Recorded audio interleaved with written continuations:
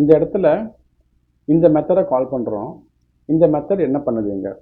இதுதான் வந்து important DB method, repository method. ஓகேங்களா?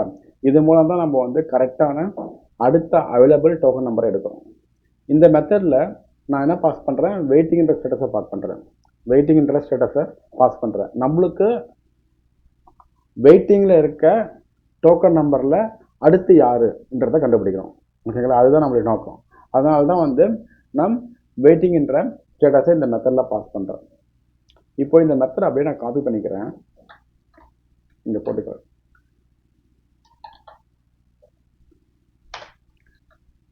இப்போ select start from token number, token queue. இப்போ இது எக்ஸிக்யூட் பண்ணுறேன். எக்ஸிக்யூட் பண்ண எல்லா ரெக்கார்டுமே வந்துடுச்சு. ஓகேங்களா? பட் எனக்கு வந்து I want to get only waiting record. இப்போ இங்கே போய் நான் கால்டுன்னு கொடுத்துட்றேன், கம்ப்ளீட்டட்னு கொடுத்துட்றேன். கம்ப்ளீட்டட் கொடுத்துட்டா கூட எல்லாமே ரெக்கார்டு, எல்லா ரெக்கார்டுமே தான் வருதுங்க. Sorry, I'm going to change completed.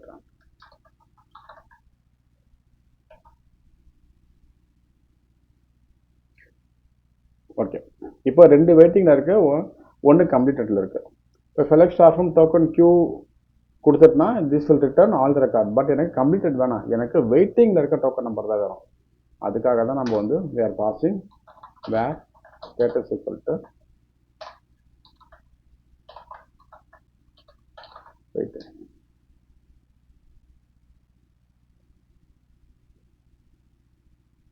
But this record return to record which is having a waiting status. ஓகேவா? இப்போ இதில் எனக்கு ரெண்டாவது ரெக்கார்டு தான் வரணும். அடுத்த அவைலபிள் டோக்கன் நம்பர் வந்து ரெண்டாவது ரெக்கார்டு, இதுதான் வரணும் ரிசல்ட்டாக. இது ரெண்டுமே எனக்கு வரக்கூடாது. அதனால தான் இங்கே வந்து நான் வந்து ஃபைண்ட் ஃபர்ஸ்ட் யூஸ் பண்ணுறேன். இங்கே ரெண்டு ரெக்கார்டு வருது இல்லை, ரெண்டு ரெக்கார்டு தேவையில்லை, எனக்கு அடுத்து யார் இருக்கா அந்த ஒரு ரெக்கார்டு மட்டும் தான் வரணும். ஓகேவா? அந்த ரீசனுக்காக தான் இங்கே வந்து ஃபைண்ட் ஃபர்ஸ்ட்னு சொல்லி இந்த மெத்தட் யூஸ் பண்ணுறேன். இந்த ஃபைண்ட் ஃபர்ஸ்ட் என்ன பண்ணுன்னா this will generate limit 1 query generate பண்ணும். select star from token queue where status equal to waiting limit 1. limit 1னா இந்த ஸ்டேட்டஸ்க்கு எத்தனை ரெக்கார்டு வேணால் இருக்கலாம், ஆனால் எனக்கு ஃபர்ஸ்ட் அவைலபிள் ரெக்கார்டு மட்டும் கொடுத்தா போதும். இப்போ நம்மளுடைய சினாரியோவில் இந்த ஸ்டேட்டஸ்க்கு ரெண்டு ரெக்கார்டு இருக்குது, லிமிட் 1 கொடுக்கறதுனால ஃபர்ஸ்ட் அவைலபிள் ரெக்கார்டு மட்டும் தான் வரும். இப்போ ஒரு ரெக்கார்டு மட்டும் தான் வந்துடுச்சு. பட் இருந்தாலும் இந்த ரெக்கார்டு தவறான ரெக்கார்டு. கரெக்டாக? நம்மளுக்கு 5 வரக்கூடாது, 2 தான் வரணும். கரெக்டுங்களா? அதுக்காக தான் இந்த இடத்துல ஆர்டர் பை டோக்கன் நம்பர் ஏஎஸ்ன்னு கொடுத்துருக்கோம். எனக்கு இந்த ரெக்கார்டு வரணும், எனக்கு வெயிட்டிங் ஸ்டேட்டஸ் ரெக்கார்டு வரணும். பட் அதை ஆர்டர் பண்ணி டோக்கன் நம்பர் பேஸ் பண்ணி ஆர்டர் பண்ணி கொடுத்துரு, அசெண்டிங் ஆர்டரில் ஆர்டர் பண்ணி கொடுத்துருன்னு சொல்கிறோம். இப்போ இந்த லிமிட்டை நான் கமெண்ட் பண்ணுறேன். கமெண்ட் பண்ணிவிட்டு இந்த இடத்துல போய் ஜஸ்ட் எக்ஸிக்யூட் பண்ணுறேன். 5-2ன்னு வருது. பட் இந்த இடத்துல 2-5 வரணும். அதுக்காக தான் I am using order by token number ASC. Order by token number ASC. இப்போ பார்த்தீங்கன்னா 2-5 வந்துச்சு. ஆர்டரில் அழகாக வந்துடுச்சு, 7 வரிசையில் வந்துடுச்சு. ஓகேங்களா? 2 ஃபஸ்ட் இருக்குது, அப்புறம் 5 இருக்குது, அசெண்டிங் ஆர்டரில் வந்துடுச்சு. ஓகே, இப்போ இந்த ரெக்கார்டில் எனக்கு ஃபர்ஸ்ட் ரெக்கார்டு மட்டும் தான் வரணும். அதுக்காக தான் வந்து we are using limit 1.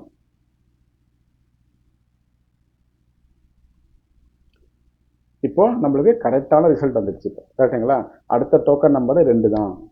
Okay, அதுக்கு தான் வந்து இந்த ஜேபிஐ மெத்தடை நான் பயன்படுத்துகிறேன். இந்த ஜேபிஐ மெத்தட் வந்து என்ன பண்ணுது? this will return all the record which is having a waiting status. அந்த ரெக்கார்டில் ஃபர்ஸ்ட் அவைலபிள் ரெக்கார்டை மட்டும் எடு. அப்படி எடுக்கும்போது டோக்கன் நம்பர் பேஸ் பண்ணி அசெண்டிங் ஆர்டரில் கொடு. அசெண்டிங் ஆர்டரில் கொடுத்தவொடனே ஃபர்ஸ்ட் அவைலபிள் ரெக்கார்டை மட்டும் எனக்கு கொடுத்தா போதும். இதுதான் இந்த பர்டிகுலர் ஜேபிஐ மெத்தடுக்கு மீனிங். ஓகேவா?